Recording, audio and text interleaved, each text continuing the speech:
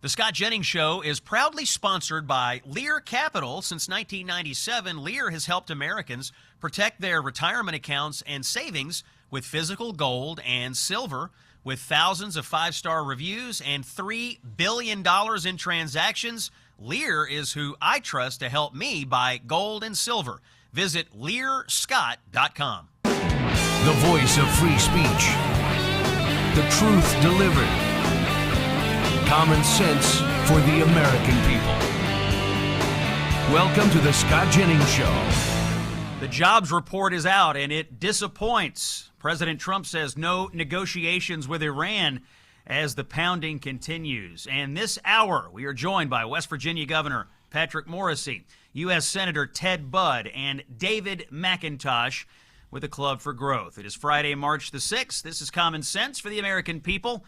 I'm Scott Jennings. We're broadcasting live today from Palm Beach, Florida, where tonight I'll deliver the keynote address at the Club for Growth Economic Conference. Now, before we get to our news of the day, I want to report to you that the Salem News Channel is continuing to grow. Starting this week, Salem News Channel is available now on Amazon Prime Video. You can find Salem News Channel under News via the live TV option. For more ways to watch, go to snc.tv and click on Ways to Watch. Now, this show is on over 300 stations coast to coast.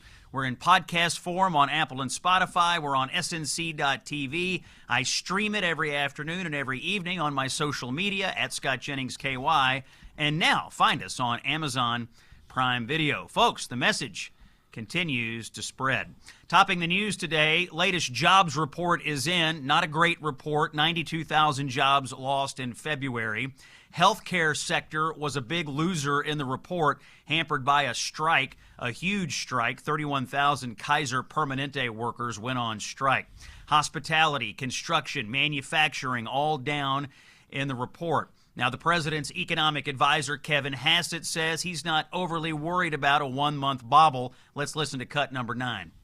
What's going to happen, right, is that the variability in the data will be apparent to folks. And so what's going to happen, I think, is that there'll be some anxiety that another number like this or 2 or 3 numbers like this is ahead for us. But we really don't believe that because, as you and I have discussed, like every other indicator is consistent with very strong GDP growth right now. And so this really is an outlier number. Kevin Hassett there at the White House. Iran war update. President Trump said this morning there will be no deal with Iran, no negotiations, except in the case of an unconditional surrender from the enemy. He has indicated that the next leader of Iran must be acceptable to him. And the bombing has intensified today. The U.S. and Israel are pounding Tehran. U.S. B-2 bombers dropping dozens of 2,000-pound penetrator bombs targeting deeply buried ballistic missile launchers. Israel has destroyed the Ayatollah's underground bunker where several regime officials were said to be located. We'll keep an eye on the war effort throughout the show. And joining us now to discuss the news of the day, the governor of West Virginia is here, Patrick Morrissey. Governor, welcome back to the Scott Jennings Show. Glad to have you. You heard the economic news and the jobs report. What are you seeing in the West Virginia economy?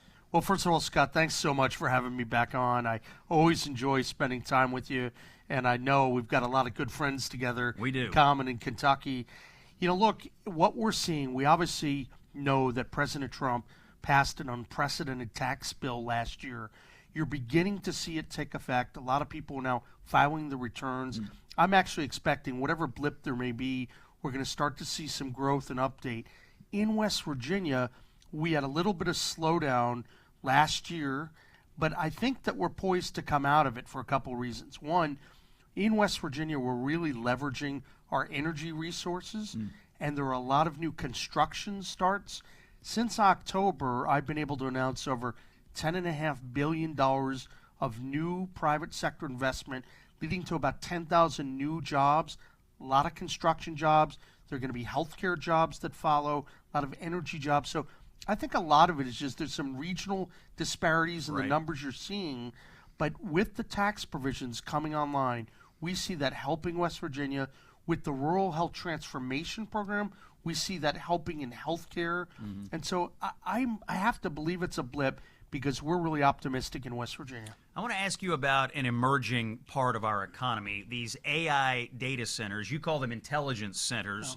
Is West Virginia welcoming of this new part of our tech economy? You know, we really are, for a couple different reasons. First of all, West Virginia is such a rich energy state.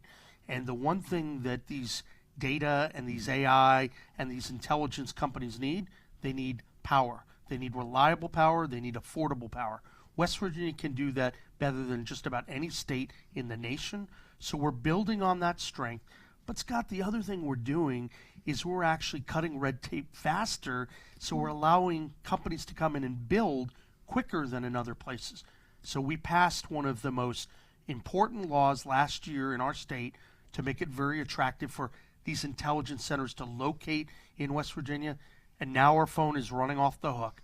We had a big announcement last week. We have a lot more coming. Yeah, I read, I believe, a $4 billion investment in a high-impact intelligence center, and that's going in Berkeley County. Right. What makes that particular part of West Virginia attractive for something like this? Well, a couple things. I mean, there are a lot of attractive parts, especially where these companies are locating right near pipelines because they have access to the energy. But Berkeley is also very attractive because it's within an hour and 25 minutes of D.C.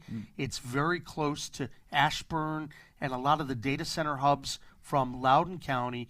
And looking at everything that's going on in Virginia, where they're trying to lift tax rates up, increase burdens on businesses, a lot of companies that would otherwise look to locate in Virginia are now looking at West Virginia, and Berkeley's just a few miles away. Yeah, you all stand poised to take advantage of a rapidly changing environment. Virginia, new governor there, a Democrat, raising taxes.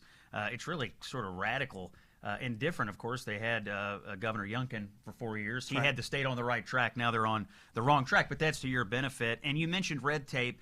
You're also, which I know you had a permitting reform that you did, but you're also right now asking the legislature in West Virginia for tax cuts. We are. I've called for a 10% across the board income tax cut.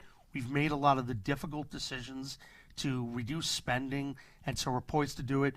The Senate in West Virginia passed that 10% tax cut. We think that's good. The House was at 0 until yesterday. Now they've moved to 5. I want to continue to put pressure on them to get to 10%. Look, I'll take whatever they're going to give me right now because West Virginians deserve a tax cut, but we can do more. Yeah, that's Governor Patrick Morrissey of the great state of West Virginia. Now, Governor, during the President's State of the Union, the nation heard about the bravery of 2 West Virginia service members who received Purple Hearts. Staff Sergeant Andrew Wolf, who actually survived the terrorist attack near the White House last fall, and also a Purple Heart went to the family of the deceased Army Specialist Sarah Beckstrom. You personally requested these decorations from the president. So that moment was set up by a conversation that you had with the commander-in-chief. That's right. So I talked to the president after the incident in Washington, D.C. back in November, and then I also had a chance to chat with the president a couple days before he made his State of the Union address. And he is so focused on showing the families of these brave men and women how much he cares. And these were courageous people. They deserved it. There was a terrorist hit on 2 West Virginians who were doing their job. They were fulfilling the mission. It was a good mission to help Washington, D.C., our nation's capital. And I know that the president was very eager to show the respect for the families, and Sarah, who made the ultimate sacrifice, and Andrew, who everyone left for dead. Yeah. And now he's starting his comeback, which is phenomenal. Yeah, it's really incredible, the story of Andrew Wolf. The president honored a number of military figures there at the State of the Union, and obviously you were a big part of making that happen. We've got about 30 seconds. Obviously, we're at war with Iran right now. You're watching all of this unfold. West Virginians are watching it unfold. Does the president have the support of your people as we take out this terrorist regime? Look, the president does have the support of people in West Virginia. I know yesterday I greeted a lot of our guardsmen who came back. They were actually doing an exercise at the Horn of Africa, 120 people that I saw come off the plane. So these are some of the finest men and women in our country. West Virginia stands with the president, and we want to make sure that when you have these kind of foreign powers doing the things they're doing, they know that America is not going to tolerate that. That voice you're hearing today, that of Governor Patrick Morrissey of the great state of West Virginia. Good to see you, Scott. Thanks for coming on the show, Governor. Before you get away, I do need to share with our listeners a story from Rod in Texas. Rod is 64 years old. He was telling me that he used to build houses on the side, and all this physical labor in his life gave him excruciating back pain, and he didn't know what to do. So he turns to Relief Factor. Within 4 days, the pain subsided. Here's a quote from Rod: "Being pain-free is indescribable." That's what happened to him in the weeks after he started using Relief Factor. If you're having some pain in your life, my advice, try Relief Factor's 3-week quick start and see how it works for you. Call 1-800-4RELIEF or go to relieffactor.com, 1-800-4RELIEF, or visit relieffactor.com. Ask yourself, how will it feel to be out of pain? You might get the answers from Relief Factor. We're going to take a quick break. When we come back, our next guest today, North Carolina Congressman Brad Knott, making his debut on the Scott Jennings Show. It's common sense for the American people. Stay with us. Iran has unleashed missile attacks on Israel, and across the Holy Land today, children are watching the skies for rockets. Mothers and fathers are listening closely for red alert sirens. These sirens give you 15 seconds to get to the nearest bomb shelter. The situation, folks, is serious, and the threat is real. Right now, the International Fellowship of Christians and Jews is on the ground preparing large-scale distributions of life-saving food, first aid, emergency essentials for civilian security personnel, and ensuring hospitals, emergency rooms, and shelters are fully stocked with critical and life-saving medical supplies. Aid is all focused here on protecting Israel's most vulnerable people, the sick, the elderly, children, and families who are in great need. But the fellowship needs your most generous gift today to make this work possible, and now is your time to stand with Israel's most vulnerable. To rush your gift, call 888-488-IFCJ. That's 888-488-IFCJ, or go online at ifcj.org. ifcj.org. Please help this effort today. Saving Western civilization, one busted leftist narrative at a time. It's the Scott Jennings Show. Welcome back here on Friday, March the 6th. Scott Jennings broadcasting live from the free state of Florida. But this segment, we'd like to talk about North Carolina, one of the most targeted states in the 2026 midterm election. We have a major United States Senate race going on there, and at least one highly targeted congressional race. Hundreds of millions of dollars will be spent in the Tar Heel State this year. My next guest represents North Carolina's 13th District in the House. Let's hear him in action in cut number 1. To the Angel families, I'm going to apologize for my colleagues. They issue crocodile tears, they issue fake sympathy, and then they continue to defend the open border policies that enable preventable crimes that brought you here today. I'm ashamed. I'm ashamed that they are still continuing to defend illegal immigration and act like it is not a mortal wound to this country. Your country failed you, and I'm sorry. That voice, Congressman Brad Knott from North Carolina. Welcome to the Scott Jennings Show. Hey, good morning, Scott. Thank you. Yeah, thanks for being here. That moment, by the way, a powerful moment, was from the House Judiciary Committee in a hearing there with Angel families who have lost loved ones to violent illegal aliens. Tell us a little bit about the debate inside the committee between Republicans and Democrats over this immigration issue. Well, just to set the stage, Scott, for your viewers, the Angel families were attending that hearing en masse. There were dozens of people there. They had photos of family members who had been killed through various crimes exclusively by illegal aliens. And also present was a precious 5-year-old girl named Delilah Coleman, who President Trump recognized at his State of the Union. And her spirit was unbelievably powerful. I mean, here this little girl is. She was a healthy, vibrant young child whose body was crushed by an illegal alien who was driving an 80,000-pound truck. And there she was in her wheelchair advocating for common sense enforcement so that other children don't suffer the same plight that she is currently suffering. And every one of those families, they are forever altered. right? I mean, these are people who have died. These are people who have suffered. These are communities that have been lost. And every single Democrat went after Kristi Noem. They went after the president. They went after Republicans for trying to remove illegal aliens. And they're still defending the open border policies as somehow beneficial to the country. And how they could do that with the obvious case directly in front of them, it's just beyond me. And it really flies in the face of common sense. It's not logical. Every American knows that illegal immigration is like I said in the hearing, a mortal threat to this country.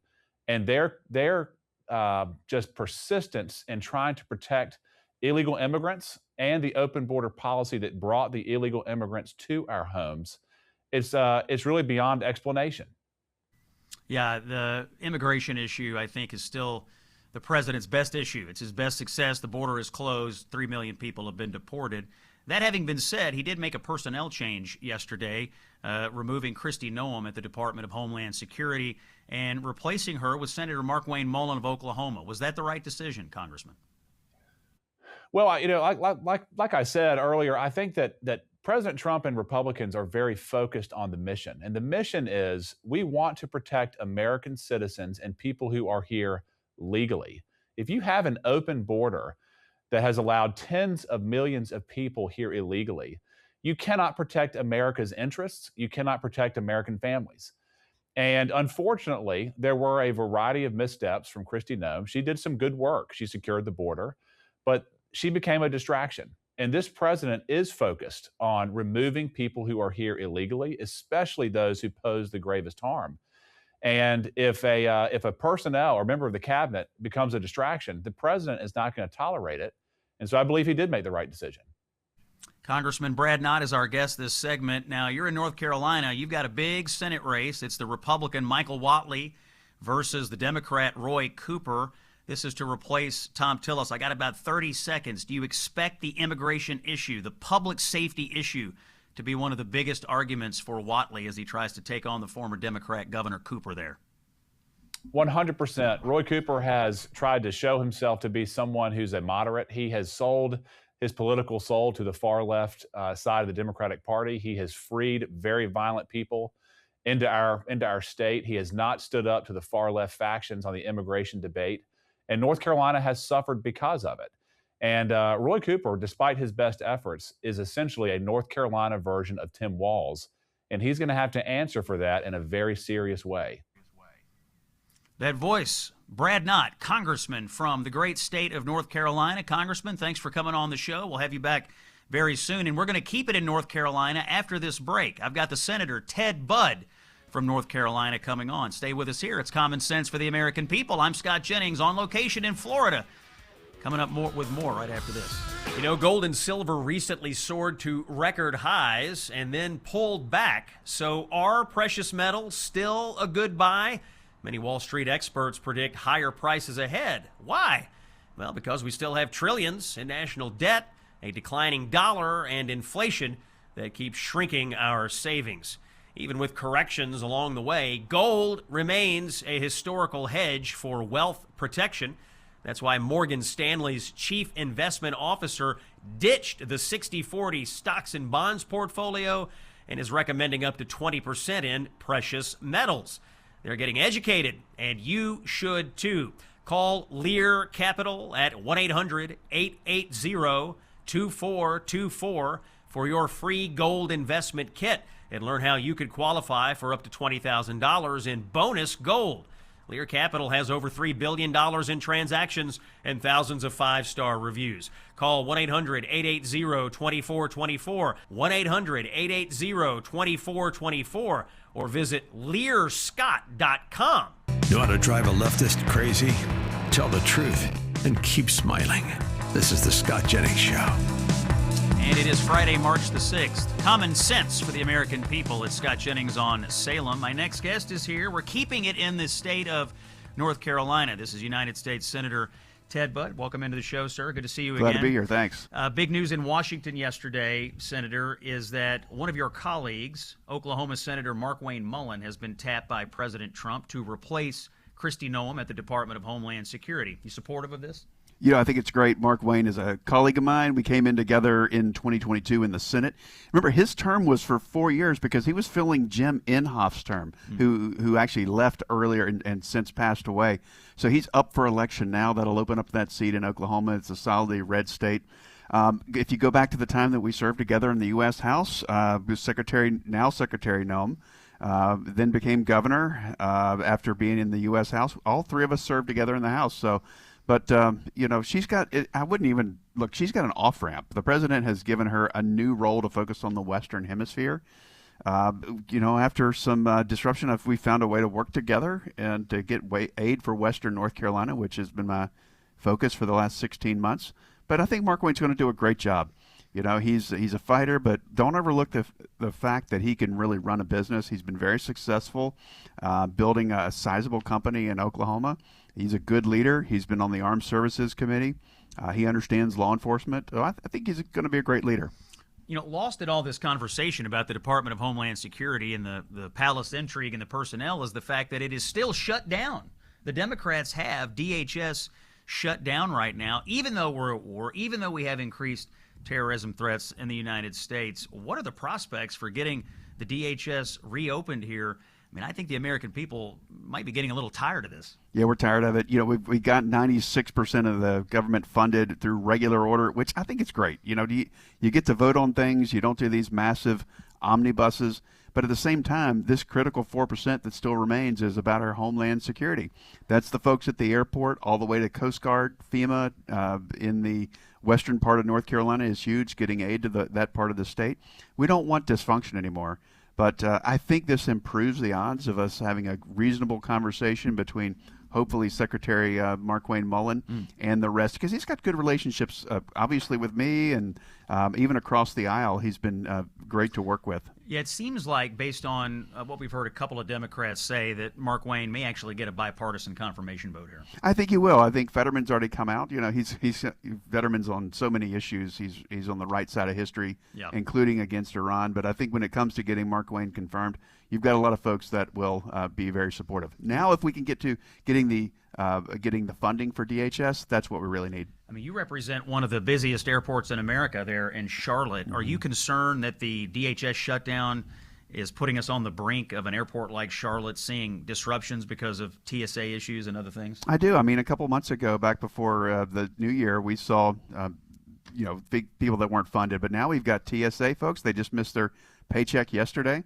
So I'm very worried about these TSA folks walking off the job and, stranding passengers. Well, they certainly don't deserve to be treated this way. This is the second time the Democrats have caused them to have to go without paychecks and cause major disruption in their life. It's pretty despicable, actually. Senator, let's turn our attention to Iran. The war is going on. The pounding continues. We have heavy air bombardments going on. We have near, I think, air superiority for the Americans and the Israelis over Iran. We are learning today that apparently Russia has been providing some targeting intelligence to the Iranians for them to use what they have left to try to strike American positions. How do you feel about that? Yeah, that's very concerning, and that was news right before we just went on the air here, seeing that. But obviously, they haven't been very successful, right? Or what are they targeting? They're targeting their allies and our friends, the Gulf cooperation states. Everybody, if you look at the randomness of what Iran has been attacking, that shows you the success of what Russia has been doing, which is not successful at all. It has alienated Iran even more. So I don't know what Russia gains by doing that, but it appears to have been a failure already. Yeah, the Iranians have attacked, I think now 16 other countries. And even yesterday, we heard the UK Prime Minister Keir Starmer, who was initially opposed to all of this military action, say that they're thinking of getting involved militarily because of the Iranian attacks in certain places that have put British citizens in jeopardy. Is it your expectation that we will see other countries besides the U.S. and Israel eventually join in with their own militaries? It's to those countries' best interest that they join us and that we get this done quickly. I mean, thankfully, we're going into the warmer months for Europe because you've got so many gas issues. Because of the attacks from Iran, even on Qatar, they've shut off their northern gas fields. That eliminates natural gas going to Europe. So there's a major problem. So it's in Europe's best interest to get this done. But let's remember, rather than just this past week, this has been a 50-year problem, a 47-year problem since 1979. They've chanted death to America, death to our allies. They've married ballistic missiles with what the scraps that they've picked up from Isfahan and our Operation Midnight Hammer with the enrichment and trying to marry those two together. That's an existential threat, not just for us, but for all lovers of freedom in the western part of the world. So we need to deal with this. President Trump had the guts to do so. I'm grateful for what he's actually absolutely done in the last week. Yeah, this whole debate over the idea of whether it was an imminent threat, I mean, it seems sort of silly to me in semantics. Of course it was an imminent threat. They had a ballistic missile program. They have a attack drone program. They told our negotiators that they had enough nuclear material to make 11 nuclear bombs. Of course it's an imminent threat. They thought that was a negotiating tactic, saying we can have 11. Are you kidding me? I mean, that's what they told Witkoff and Jared Kushner in very real, very sincere negotiations that they went into, hoping not to get to this. But it's a different type of logic altogether from the Iranians. What's kind of shocking to me in the debates going on in Washington, you had a war powers vote in the Senate. That was knocked down. They had one in the House last night. But in these debates, Democrats almost, or more than almost, in some cases sound like they're rooting for American failure. It's kind of crazy, is it not? Yeah, they're off their rocker. I mean, they hate Trump more than they love America, and you can see that exactly in so many issues, whether it's the immigration issue or whether it's dealing with Iran. There's a lot of focus on the air campaign, but there are also things going on at sea. Let's listen to Admiral Brad Cooper here. This is cut number 6, and we'll get our reaction to that. Our strikes against the Iranian Navy have intensified. You may have heard the president say just a little while ago that we have sunk or destroyed 24 ships. That was true at the moment. We're now up over 30 ships. And in just the last few hours, we hit an Iranian drone carrier ship, roughly the size of a World War II aircraft carrier. And as we speak, it's on fire. You know, Senator, if you're, I don't know, say China, and you're watching what the U.S. Air Force can do, you're watching what the U.S. Navy can do, this is a pretty strong message to, I think, our number one geopolitical adversary. Don't try this. Well, Trump's been very decisive. We realize that, I mean, there will be a day in America's future where he ultimately will not be our president. So the strength that we have now and the strength that President Trump has given us by rebuilding our military allows us to persevere even beyond 2028. So I'm thankful for President Trump. He is solving so many issues. I think about one of our founding fathers, Thomas Paine, who said, if there's to be trouble, let it be in my day so that my children might have peace. I really think that's how President Trump operates. Let's solve a problem now so that our kids and our grandkids don't have this same problem. And I really think it puts the PRC, it puts China just on watch to take us very seriously. We want peace. But again, we do it through strength. That voice you're hearing, Senator Ted Budd of the great state of North Carolina. One more question on the war. Right as it was starting, we had a dispute going on between the Pentagon and a company called Anthropic, which is an artificial intelligence company. We'd been using Anthropic. We got into a dispute with them over what we were going to do with that, and ultimately the president fired Anthropic. It doesn't appear to have impeded our military activities. What's your view about this whole situation with Anthropic AI and how it impacts our military readiness? Well, most people from the App Store know it as Claude, but it has been used by the Department of Defense, Department of War for the last couple of years. It's a great tool, but they really wanted control over what the Department of War was able to do. And let's remember, they are not the arbiters of defense policy. The civilian-led military is. President Trump is commander-in-chief. Department of War is a civilian. The secretary is. So they need to be in charge, the people that were elected, not Anthropic. And so they were asking for too much power in the equation. And I really think it should be up to the president and the civilian-appointed secretary of war. Look, it's a great tool, but there are many great tools. I mean, if you look at XAI, you look at ChatGPT, you look at Google's Gemini. I mean, all of these folks are developing fantastic tools, all with different strengths and weaknesses. We need to make them part of the picture of for our defense. But again, they are not, these programmers, these tech-savvy folks are not the ones that need to be driving defense policy for the United States. That's Ted Budd. He occupies one of North Carolina's Senate seats. The other one is occupied currently by Tom Tillis, but he's retiring. and there's an open seat. And Senator, folks are saying, and you're no stranger to expensive races. You had one for the Senate, which you won.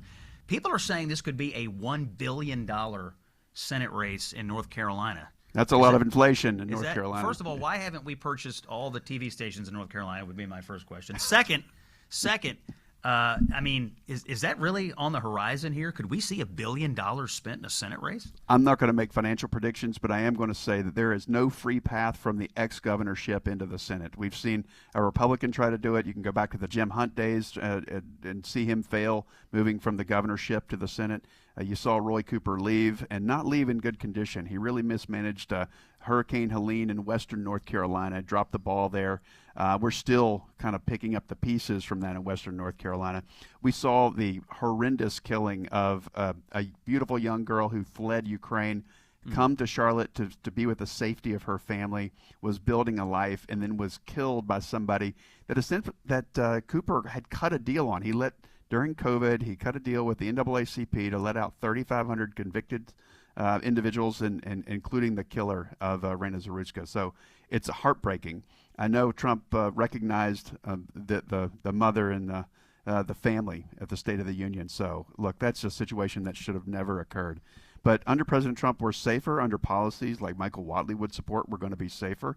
He's from western North Carolina. He is a local North Carolinian, born and raised there, knows every single county, drives a pickup truck with a couple 100,000 miles. And, we work to outwork each other in the state, but it's hard to do. He's going to be a great senator.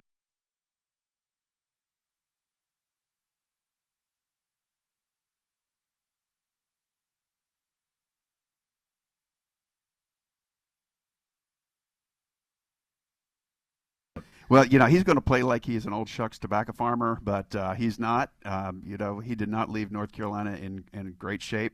And, I think we've got a lot better options than Michael Whatley. Yeah, I totally agree with you. Thanks so much. That is Ted Budd, U.S. Senator from the state of North Carolina. Hang out for just 1 second while I tell our listeners about my wireless company, a great company called Patriot Mobile. Patriot Mobile does two things. They offer amazing wireless service. They also support your values. They invest in your values. They take your cell phone bill and they invest some of that money into causes that you care about, Christian conservative causes. You don't have to worry about service. You're going to get the same great service on all the major U.S. carriers. You might even get better service. You can get unlimited data. You get hotspots. You get everything you need, but you're investing that cell phone bill in a company that actually is with you on how you see the world. Make the switch today. Go to patriotmobile.com/Scott or call 972-PATRIOT. Use promo code Scott. They'll give you a free month. That's patriotmobile.com/Scott or call 972-PATRIOT. We're broadcasting on location today from Palm Beach, Florida. We're going to take a break. When we come back, David McIntosh, the head of the Club for Growth, is here. It's Common Sense for the American People. Stay with us. Common sense for the American people. This is the Scott Jennings Show. Hey, it's Scott. I want to talk to you about our friends at Balance of Nature. You can find them, by the way, at balanceofnature.com. They have this thing called the Balance of Nature Whole Health System. These supplements are perfect for a resolution in the new year. It's kind of tough to stick with New Year's resolutions, and that's why Balance of Nature's Whole Health System supplements are one of the easiest ways to do it. They're very versatile. You do 2 scoops of fiber and spice and mix it easily into drinks, and it adds a warm, aromatic depth. You can also open 3 of your fruit supplements and mix the powder into a smoothie, or sprinkle 3 of the veggie supplements over one of the savory dishes that you're having for dinner. It's called Balance of Nature's Whole Health System. These supplements include 47 ingredients of 100% whole fruits, vegetables, spices, and fibers, perfect for your daily routine. 50% off if you do it now for 1 year when you subscribe to the Whole Health System from our friends at Balance of Nature. Get it at balanceofnature.com. It is Friday, March the 6th. We're broadcasting from Palm Beach, Florida. And tonight, the reason I'm here is because I've been invited to talk to the Club for Growth tonight. They're having an economic conference, so I thought I'd invite on the head of the Club for Growth. David McIntosh is here. David, you founded not one but 2 major conservative organizations, the Club for Growth, which we'll talk about now, but also the Federalist Society. You were congressman from the great state of Indiana at one time. Really appreciate the invitation to be here. Maybe tell our listeners a little bit about what Club for Growth is focused on in this midterm. Yeah, absolutely. Thank you for having me on. We love watching you. Thank you. Yeah, it's great. So Club for Growth is now the largest free market conservative group. Last election, we brought $160 million into it, won 80% of our races. Our focus is on supporting, electing, and promoting champions for freedom, free markets in the economy, individual liberty, and limited government. And at the conference, you'll get a chance to meet them. We've had a tremendous success over the years.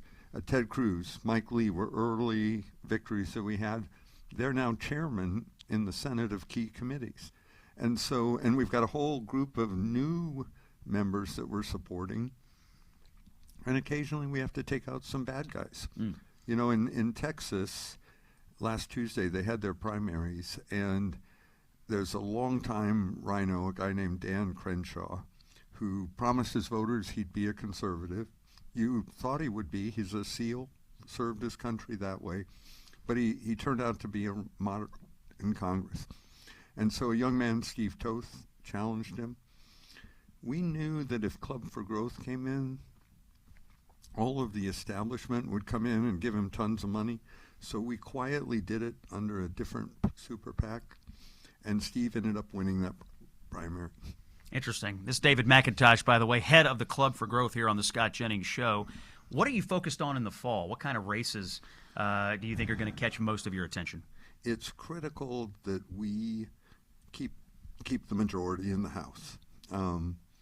Right now, the Democrats are targeting a lot of our members, and so we're gonna raise a fund, probably about 50, 60 million, to make sure that the good guys can win and that we keep the majority. You all are champions for smaller government. Yes. Something that's going on that I feel like conservatives aren't talking about enough and celebrating enough. And you may have missed this out there in our audience. The federal government is smaller than it has been since 1966. Yeah. And as a percentage of the workforce, it's the smallest that it's ever been. Every Republican I ever worked for in my whole career said they were going to shrink the government. Trump finally did it. He did. It's been incredible. He also cut out thousands of pages of regulation. They think that probably saved us $5 trillion of cost on American business. And for the first time ever, we're starting to see repeal of bad regulations and rolling it back. You're right. Republicans always say we're for smaller government, and then their appropriators come in and join the Democrats and spend more money.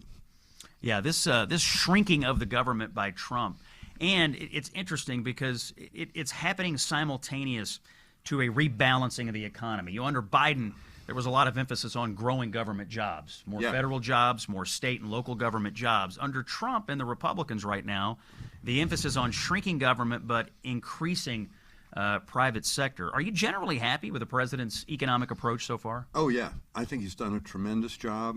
He's unlaunched enormous new investments. He's growing the economy. First 3 quarters last year, the economy grew at over 4%. That's a record.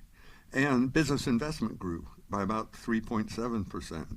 And we have the largest number of people working in private sector jobs than we've ever had.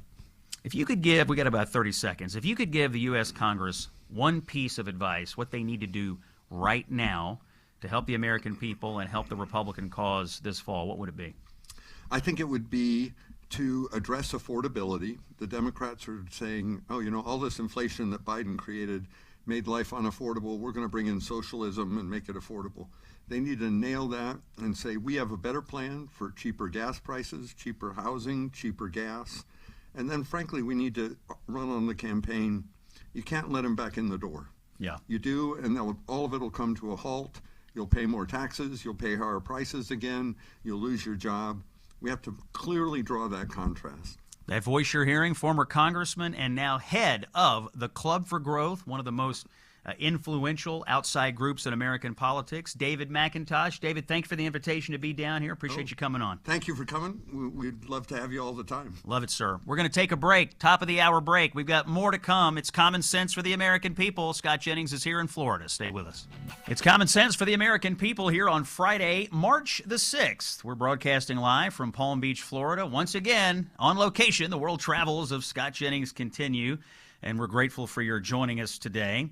Let's do some news, shall we? We've already had an amazing show today with great guests, and we're grateful for everybody stopping by. But I wanted to get into the news with you all just a little bit. And checking the headlines, the White House has announced that President Trump will attend the dignified transfer of the 6 U.S. service members who have been killed so far in Operation Epic Fury. This is our attack on Iran. So the president will go to the base and see their bodies return to American soil. White House Press Secretary Caroline Leavitt spoke to the media today. She made some comments on the war. Let's hear from Ms. Leavitt in cut number 11. As for the future of Iran, as the president has pointed to, of course it's in the best interest of the United States of America for Iran to no longer be led by a radical terrorist regime that chants death to America and is lying to the United States and the world about their secret ambitions to possess a nuclear bomb. President Trump does not want to see that. He wants to take an interest in pursuing who the next leader of the Iranian country is going to be, and that has yet to be seen, and the president is discussing it and deliberating. Now, Iranian retaliatory attacks appear to be declining. Ballistic missile strikes have fallen by 90% since the beginning of the war. Drone attacks have fallen by 83%, this coming from U.S. Central Command. This is going to ease pressure on the other Gulf states there in the region who have faced these attacks from Iran. So right now, we have near American air superiority over the skies of Iran. We have declining retaliatory strikes from Iran. By all accounts, the U.S.-Israeli military effort is going well. A major underground bunker was destroyed by Israel today. This was under the Ayatollah's compound. It was thought that there were some Iranian regime officials in there, so Israel destroyed that. The United States is also dropping 2,000-pound bombs on Tehran and in other sites where they believe there are underground ballistic missile launchers. Back in Washington, there was a resolution in the House of Representatives yesterday, and this is crazy. 53 Democrats voted against reaffirming this idea that the Islamic Republic of Iran is the world's largest state sponsor of terror. That was the resolution. It's a non-binding resolution, so it's essentially a messaging document. The message was that Iran is the world's largest state sponsor of terrorism. Pretty simple thing, but 53 Democrats, including Representative Alexandria Ocasio-Cortez, Ilhan Omar, Ayanna Pressley, and Rashida Tlaib, all those are members of the squad. They, along with several dozen other House members, voted against the idea that Iran is a state sponsor of terrorism. President Trump called up my CNN colleague Dana Bash this morning. They had a phone call. The call wasn't recorded, but Dana Bash talked on the air today about what the president told her. You're going to want to hear this if you care about what's going on in Cuba. Let's listen to that in cut number 8. He quickly turned to Cuba. He said, without being asked, Cuba is going to fall pretty soon, by the way, but Cuba is going to fall. They want to make a deal so badly. And I asked, how so? He said, they want to make a deal, so I'm going to put Marco over there, and we'll see how that works. But we're really focused on this one now, meaning Iran. We've got plenty of time on Cuba.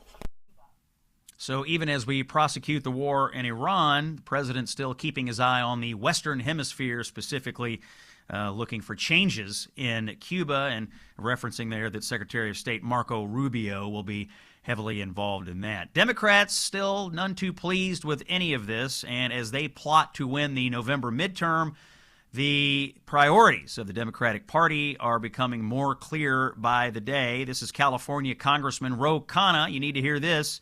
He admits it. The Democrats' first priority, if they regain the majority, will be to impeach Donald Trump. This is cut number 5. So the ultimate consequence for Trump would be impeaching him. Do you think this rises to the level of impeachment? Well, he's done so much else that I think rises to the level of impeachment. We can list that in the bill of goods. I am one of the people who do think if we win the House, we should impeach him because there has to be accountability. That's Ro Khanna from California. He certainly speaks for a great many Democrats. Over on the House Republican Conference side, a little political news. Congressman Tony Gonzalez of Texas is dropping his reelection bid. Now, Tony Gonzalez, we talked about this on the show yesterday, is an incumbent congressman. He was just involved in the Texas primary. He was forced into a runoff against a challenger named Brandon Herrera. But Tony Gonzalez has been involved in an ethics problem. It's been found, and he has admitted that he had a sexual personal relationship with a staff member in his office. This is a violation of the House ethics rules. Yesterday, while we were on the air, the House Republican leadership asked Tony Gonzalez to drop out of his race, and as of right now, Tony Gonzalez has acquiesced to that demand, so that clears the way for Brandon Herrera to be the Republican nominee and most likely Republican congressman from that district in Texas. We had a jobs report today, and frankly, the news was not good. 92,000 jobs were lost. However, the president's top economic advisor, Kevin Hassett, is saying there are other positive indicators in the data. Let's listen to Kevin here in cut number 10. You know, Jim's right that there have been so many strong indicators this month that it's something of a surprise, but there's some weather, there are strikes on the West Coast, and I think that we also have this birth-death model, a change in the procedure at the BLS. And so I think what we need to start doing with these jobs numbers, at least on the payroll side, is take the average over a few months. And if you take the average over a few months, we had a surprisingly positive one last month and a surprisingly negative one this one. But on average, it's about what we expect to be seeing because immigration has gone down by so much that break-even employment is probably in the sort of 30 or 40,000 jobs a month range. And so, yeah, I think it's consistent with everything else we're seeing, which is that the economy is really strong.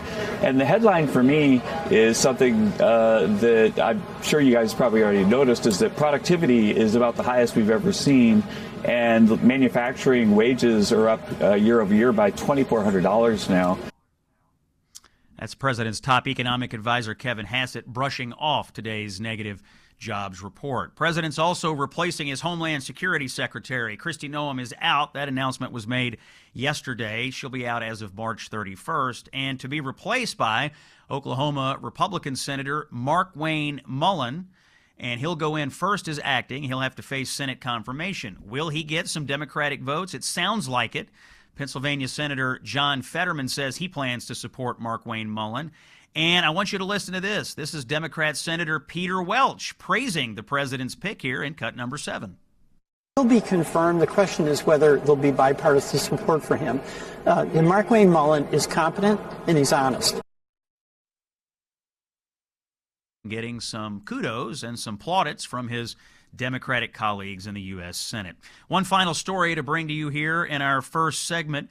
You may have heard of a congressman named Seth Moulton of Massachusetts. At one time, Seth Moulton was discussed as something of a moderate Democrat. That certainly has changed in the last couple of years.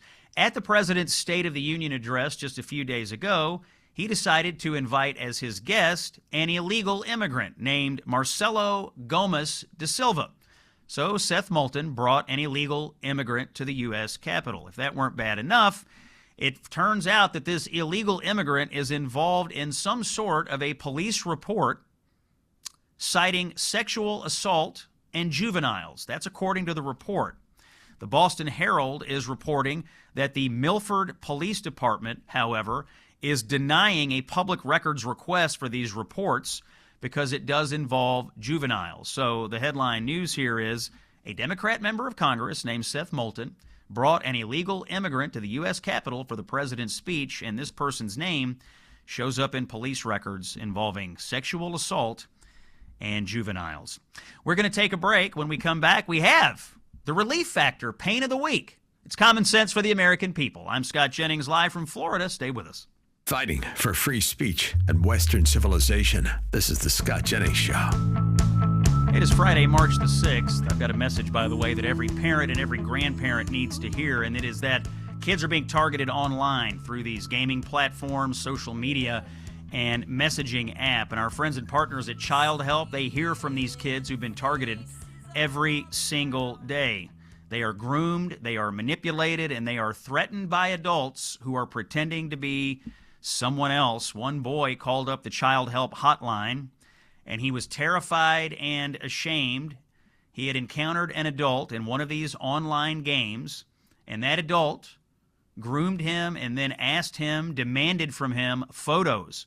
And then he threatened to lie to the boy's parents if he did not comply. You can imagine what happened. The boy was scared. He was ashamed. He got in touch with Child Help. And that call to Child Help, frankly, may have saved that boy's life. That's why I support Child Help. It's why you should as well. If you make a $27 donation, that funds one of these contacts between a child who is in distress and the child abuse hotline. The hotline, by the way, can be phone. They also have a texting hotline. They have an online chat. They have numerous ways for kids to get in touch. Child Help is talking to kids who are being abused, who are being groomed, who are in danger, and they are saving their lives. That's why I support Child Help. $27, that's all we're asking for here. Go to childhelp.org/Scott or text Child Help to 94878, and you can give your $27 donation by doing that today. Well, it is Friday afternoon, and on the Scott Jennings Show, that means it is time, Hollywood Sean, for the Relief Factor Political Pain of the Week. And now, the Relief Factor Pain of the Week. Oh. I wonder every week if the person that is in such duress on our banner there has gotten any relief. I hope he has, because he sounds terrible, frankly. Every week, we're going to highlight a person, politician, or organization that is causing me or our country some sort of pain. And if you have spent any time paying attention to politics over the last decade, you know that the Democratic Party has one clear mission. If Donald Trump supports it, we oppose it. And for that reason, I am making congressional Democrats our Relief Factor Pain of the Week, because they can't break free of the silly idea that if Donald Trump is for it, we have to be against it. So what is their latest reflexive anti-Trump position? It is Iran. They like to stop the military action against Iran, even though that country is an imminent threat, has a ballistic missile program, is building nuclear weapons, and has been targeting the United States and chanting death to America for 47 years. Democrats apparently think this is all fine. In fact, on CNN this week, I was told several times by many people that Iran was not an imminent threat. Oh, I'm sorry. They're not? The guys who've been chanting death to America for 5 decades, who were building nuclear weapons, who told our own negotiators they had enough material for 11 nuclear weapons. They don't pose an imminent threat to the United States, to Israel, to most people in the world. The guys who are constantly firing ballistic missiles and building ballistic missiles factories, the guys who are using one-way attack drones, they don't pose an imminent threat? Give me a break. And Democrats now have taken to calling this war, like they do everything else Donald Trump does, illegal and unconstitutional. But is it? Of course not. Here's how Speaker Mike Johnson making the clear case about what the president's powers actually are. Cut number 2. There's no question about this. The Democrats never had any question about it when Democrat presidents were using this authority. When you look at the analysis of the War Powers Act and the law that applies and the powers that are given to the Commander-in-Chief under Article 2 of the Constitution, President Trump has done exactly what he should do. He is squarely within the law. He used his discretion and his authority and the intelligence that he had, exquisite as it was, as is demonstrated by its effectiveness, and he did what he should have done as a Commander-in-Chief. That's the current Speaker of the House, Mike Johnson. But if that is not convincing enough for you, let's listen to a former Speaker of the House, a Democrat named Nancy Pelosi. Here's what she said about President Obama's use of the same powers back in 2011 in cut number 3. So, Madam Speaker, Madam Leader, you're saying that the president did not need authorization initially and still does not need any authorization from Congress on Libya? Yes. Thank you both. Thank you all very much. A clear yes from Nancy Pelosi. A CBS News poll from this week found that 76% of respondents approve of this military action if it lasts only a few weeks or days. But just a few days into it, and the military is performing swimmingly. So for all of these reasons, the reflexive opposition to Trump and the apparent siding with Iran against America and our ally Israel, congressional Democrats are my relief factor pain of the week. If you need relief from pain, call 1-800-4RELIEF or visit relieffactor.com. Take a break. Friday Punditry with Rich Lowry is next on The Scott Jennings Show. Conversations and stories you simply won't hear from the mainstream media. It's The Scott Jennings Show. We are in the home stretch here on Friday afternoon, March the 6th. It is common sense for the American people. Scott Jennings broadcasting coast to coast and worldwide now on Salem. We appreciate you listening in. And just like we do every Friday, we wrap up the week with some Friday punditry. Joining me as the pundit of the week, good friend, editor-in-chief of the National Review, Rich Lowry, is here to kick around the news of the week. Welcome back to the show, Rich. Thanks. Great honor to be pundit of the week. Undeserved, but I'll take it anyway. Well, you were the pundit of the week that was available, so that's what we're that's what we're doing today. All right, big news of the week. As we were going off the air last Friday, a week ago today, based on the timeline that I've seen, the president was at that moment making the decision to begin striking Iran. We all woke up Saturday morning to massive airstrikes. That bombardment, Rich, has continued all week long. Let's just start here. Did the president make the right decision to strike Iran? I think he did. I think Marco Rubio's case, he had to do this eventually, is the correct one. They're rebuilding their missile stocks, something they can do quite readily, and they're doing it at a rapid clip. And if they got to a certain critical point there, it'd be very hard to do anything to stop them from getting a nuclear weapon because it'd be so painful. They'd have such a deterrent force with these missiles. We've seen they've been able to exact some pain just with the missiles and drones they have. So I think this was the right call. I have some misgivings and some criticisms. I wish they had made more of a public case. I wish they'd actually gone to Congress and got an authorization, although I don't think it's legally mandated. But operationally so far, it's been quite successful. Now, there are going to be some economic cost to this, and that's what the Iranians are counting on to eventually stay Donald Trump's hands. But even if he doesn't change the regime or get a more pliable regime, he's certainly going to flatten their nuclear program, a lot of the missile capabilities, their Navy, that's already happened, and a lot of their military capabilities. So I think it's all to the good. Rich, what do you think about Secretary of War Pete Hegseth so far? He's had a few briefings this week with General Kane and others. Is he living up to the high title here of Secretary of War? Is he doing the job? Well, I think the most important thing is what happens on the ground and whether military operations are successful. They are. I think he's quite a talented communicator. Can be a little overly combative and bombastic to my taste, but that's kind of what Trump likes. And these guys likes him to fight back with the fierceness of a caged tiger. So, but by the most important test are the military operations going well? That's been an A. All right, Rich, the president tweeted out today that there will be no negotiations, and the only thing he is looking for here from Iran is complete and total surrender.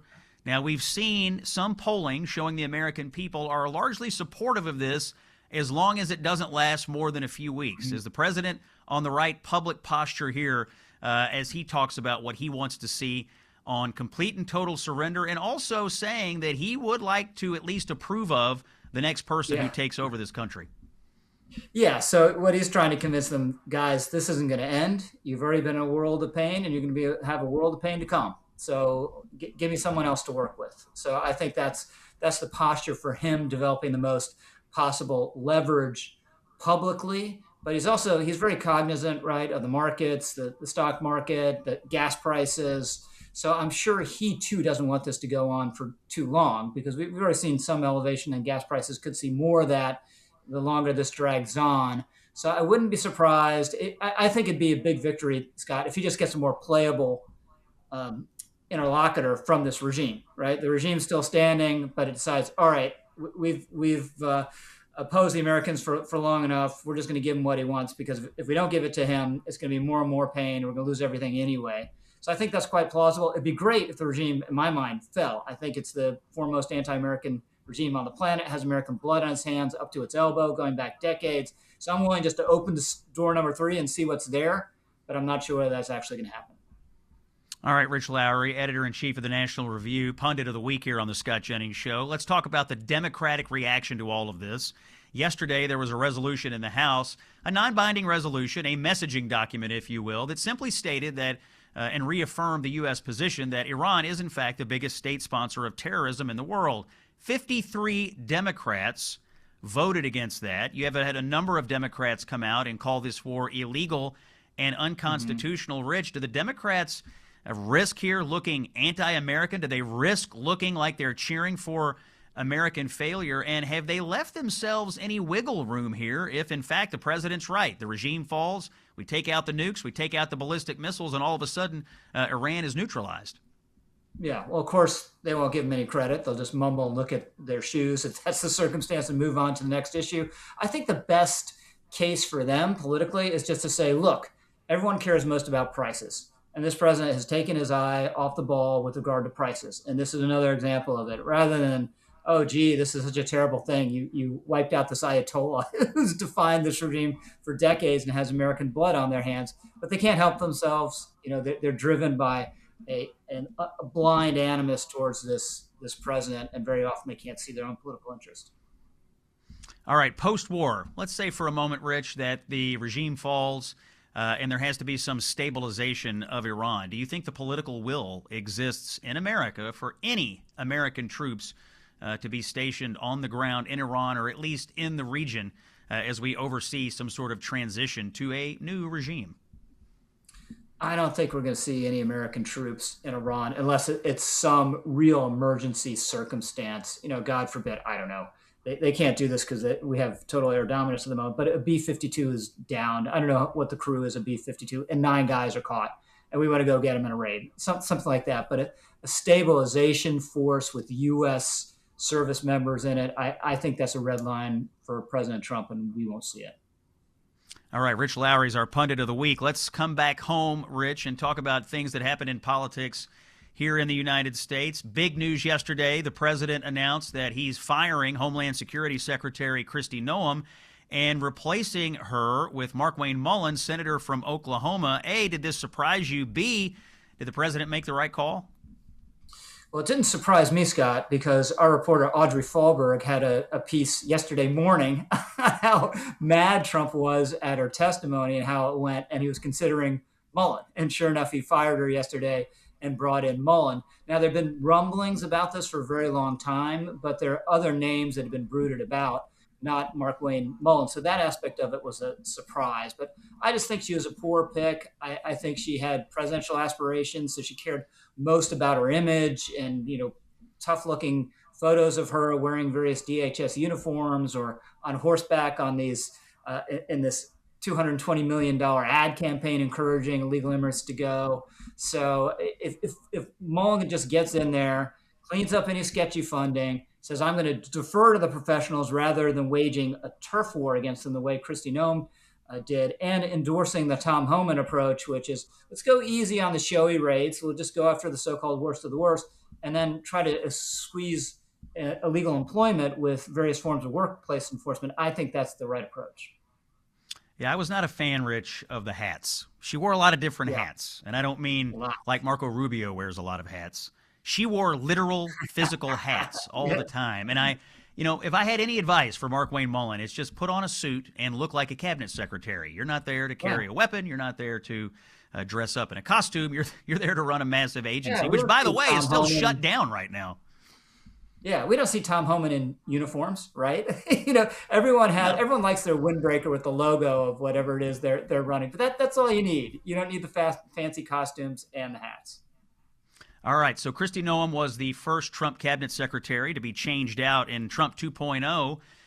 As you mentioned, by the way, and we should just credit her, Audrey Fahlberg, a intrepid reporter for the National Review, was the first reporter to have this. Does Audrey know anything else that we need to know? And in your opinion, Rich, are we going to see other personnel changes this year? I don't know. It is notable this is the one, right? Given that Trump was famous for firing from his apprentice days, and there's a huge amount of turnover the first time around. I just think he's very loath to do it. He doesn't like giving the critics a scalp, and confirmations aren't, a nice prospect either. This is different. It's always good to get a senator who needs Senate confirmation because it usually goes relatively easily. So I'm not sure we're going to see anything else this year. All right. Yesterday, a friend of the show, the chairman of House Foreign Affairs, Congressman Brian Mast, held a hearing. I'll be honest with you, Rich, when I first saw this and heard this, I thought it was AI because I didn't think there was any way this was actually said out loud in a congressional hearing. But I'm going to play it for you and we'll discuss it. Brian Mast discussing the maps at the State Department in cut number 12. Can you tell me what is queering the map? So I think we were trying to make the maps more gay. Literally? How do you make a map more gay? I mean, especially or with gay AI, at all? Since the age of cartography, we've had pretty good maps, but maybe they weren't gay enough. So I know also, I took critical theory in college. I think sometimes people use queer as a verb. I do understand that the maps that we were trying to make gay were, I think, of Czechia and Slovakia. So maybe those countries asked for it. I doubt it, but I don't know. Okay, Rich, this actually happened in a House hearing. That other voice you were hearing there, by the way, was our Undersecretary of State for Public Diplomacy, Sarah Rogers, who took over that job for a Biden appointee named Liz Allen. Brian Mast was questioning her on a series of programs that were given grant funding during the Biden administration to push DEI priorities. When you hear things like that, I know we got a lot going on in the world, but boy, it's sometimes important to look back and remember just how crazy things had gotten under Biden. Yeah, I didn't know maps had gender, but now that I think back at it, maybe my Technico roadmap was cisgender. I should have seen it all the time. But what you said, Scott, about believing maybe this was AI, this is a problem Republicans have. There's some things that the Democrats are in favor or have been doing that's so crazy, it's really difficult to convince people it's real, and you're not making it up. And this is high on the list, right? I'm old school. I just want my maps to be accurate. I'm just happy with that.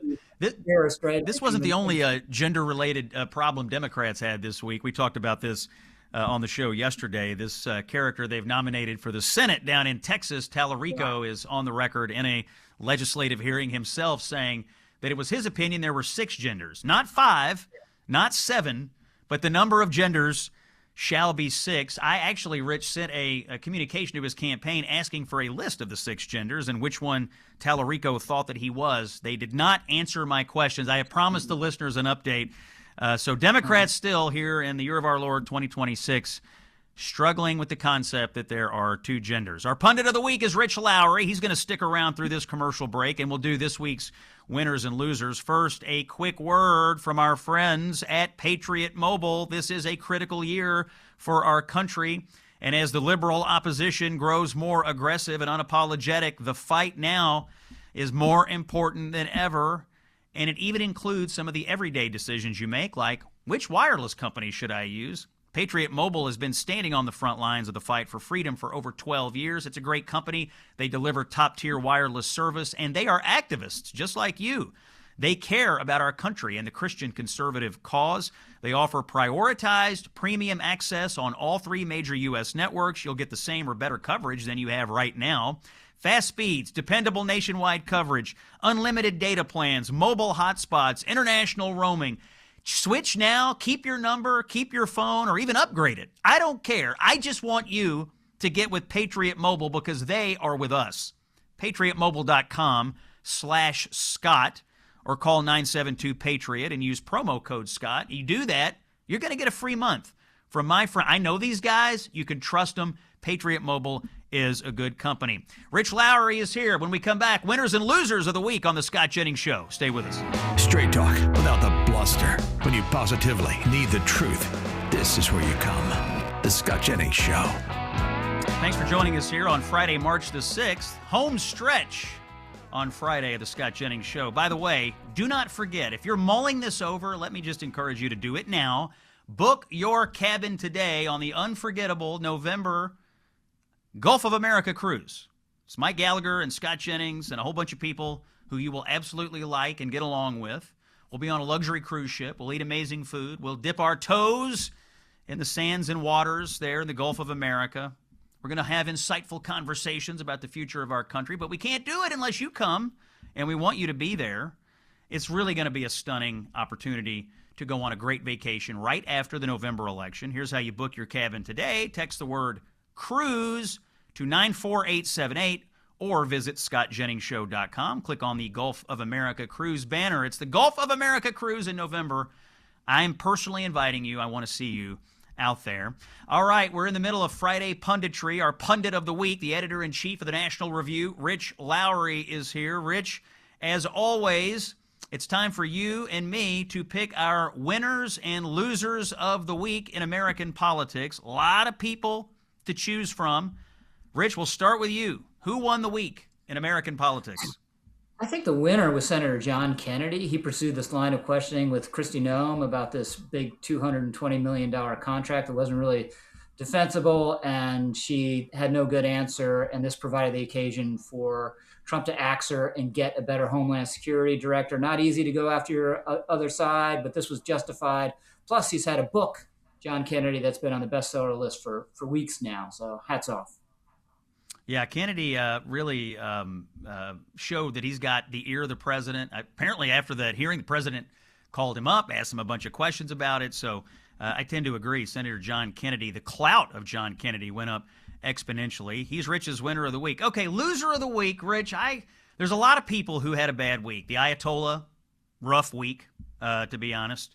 But I'm going to go with Gavin Newsom, the governor of California. What do we have going on with Gavin Newsom this week? Well, we have a gas prices crisis going on in California. We've got Gavin Newsom this week absolutely, I think, disgracing and disqualifying himself to be president and commander-in-chief with what he said about Israel this week, calling them an apartheid state, saying he would be up for a military embargo against Israel. We're in the middle of a war. They're our ally. We are working with the Israeli military against the biggest state sponsor of terror in the world. And you've got Gavin Newsom out here saying we ought to have a military embargo against Israel. He tried to walk it back, Rich, but he's still going on podcasts this week with anti-Semitic podcast hosts. I think Newsom lost his way this week, and also he's taken his eye off the ball, which is the principal argument against him, is that California sucks. Like, the governance of California is terrible, whether it's this gas prices crisis they're having. Gas is like $2 a gallon more out there than anywhere else, whether it's all the other governance issues they have. He's out here opining about Israel and so on and so forth. Loser of the week, Gavin Newsom. What do you think, Rich? I think it's a pretty good loser. My pick, though, I don't know whether we're going to keep it on our shores, but I'm going to go outside our shores. Whoever organized and scheduled the very public in-person meeting in Iran that provided the U.S. and Israel the opportunity to knock out the top leadership, that person is the loser of the week. Sometimes Zoom is okay. I'm totally on board. People going back in the office, happen a lot of places already, but not if you're under threat from the U.S. and Israel. Good thing for us that this person scheduled this meeting, but not good for them. Yeah, back to work policies, not going well in Iran, to be honest. Yeah. I mean, that meeting probably could have been a Zoom. I don't know what the technology is in Iran. I don't know if they have Zoom or anything else, but Lord have mercy. That was a terrible idea to meet. And then, of course, the Council of Clerics a couple of days later was meeting, and they got bombed too. And so, I think they need carrier pigeons because, I'm sure they're scared that Israel's infiltrated their Zooms and anything else. So maybe pigeons is the way to go. Yeah, the fear running through the Iranian regime, what's left of it, must be high. I mean, they must look at everybody in their life thinking, are you Mossad? Are you Mossad? Like they must, are you CIA? I mean, they must be looking at everybody in their life and just running scared. All right, Rich Lowry, editor-in-chief of the National Review. You're the pundit of the week. Thanks for coming back to the show. We'll have you back soon. Always a pleasure. All the best. Take care. All right, thanks, Rich. This is Scott Jennings. I've been reporting to you live from the road this week, and today we are in Florida. Tonight, I'm delivering the keynote address at the Club for Growth Economic Forum here in Palm Beach. I'm looking forward to that, and thanks to David McIntosh for the invitation. Everybody have a great weekend. More breaking news on Monday. Don't miss a thing on Salem. See ya.